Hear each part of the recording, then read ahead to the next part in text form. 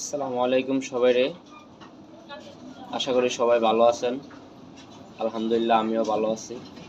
আমি কিছু সতর্কতামূলক ভিডিও করতেছি আজকে ভিডিওর মূল উদ্দেশ্য হচ্ছে যারা মার্কেটিং সাইটে জব করেন, ঠিক আছে, মার্কেটিং, বাংলালিংক, গ্রামীণ, এয়ারটেল, রবি, বিকাশ জানি না, যে বাংলালিংক, রবি, এয়ারটেল, গ্রামীণ এসবে যারা জব করেন, আল্লাহর রাস্তায় আপনারা সব কিছু বিবেচনা করে তারপর জবে ঢুকবেন, ঠিক আছে।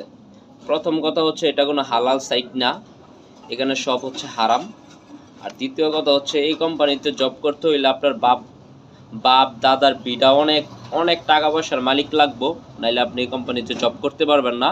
কারণ এই কোম্পানিতে চাকরি করলে আপনি ওদের কাছ থেকে বেতন নেবেন না, আপনার কাছ থেকে ওরা টাকা নিব।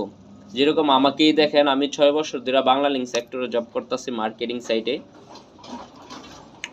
এই 6 বছরে আমার কাছে ও পিস টাকা পাইবে প্রায় 18 থেকে 19,000 টাকা, ঠিক আছে। আমার স্যালারি ছিল 6,500 টাকা।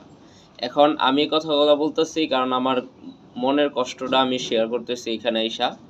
এখানে কথা হচ্ছে আমার সাথে যারা যারা জব করতেছিল সবার কাছেই ওই হাউস মোটামুটি অনেক টাকাই পাইবো, ঠিক আছে। কিন্তু আমার কথা হচ্ছে ভাই, আমি একটা সাইটে জব করতেছি, ওরা কেন আমার কাছে টাকা পাইবো? আমি ওদেরকে কাজ করে দিতেছি, উল্টা আমি বেনিফিট হিসেবে ওদের কাছে আমি টাকা পাবো, রাইট? কিন্তু এখানে দেখা যাচ্ছে উল্টোটা হইতেছে।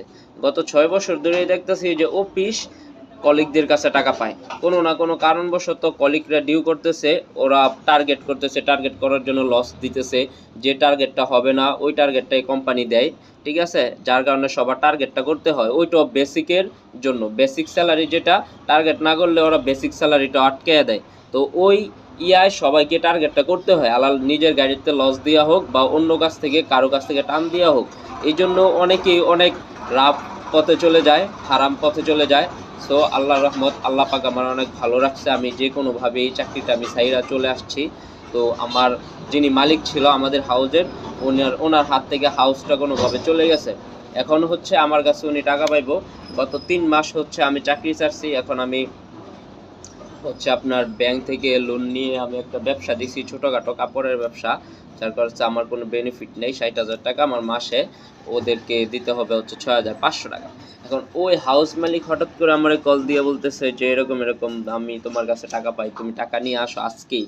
এখন উনি আমার কাছে টাকা পাবো, আমি ওনাকে বলছি যে ভাই এখানে লুকোচুরির কোনো বিষয় না।